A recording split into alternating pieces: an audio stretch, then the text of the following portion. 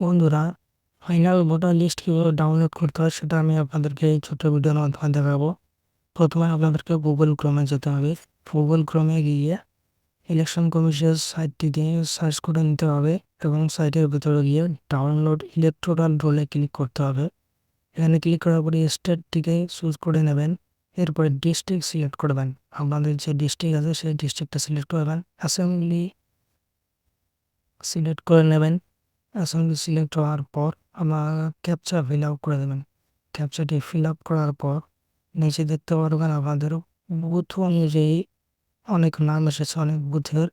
আপনাদের বুথ যেটা হবে সেটা আপনারা সিলেক্ট করে ডাউনলোড সিলেকশন পিডিএফে ক্লিক করবেন। এবং দেখতে পারবেন আপনাদের পিডিএফটি ডাউনলোড হয়ে গেছে। এটি ওপেন করে নিয়ে দেখতে পারবেন যে এখানে আপনাদের নাম আছে কিনা।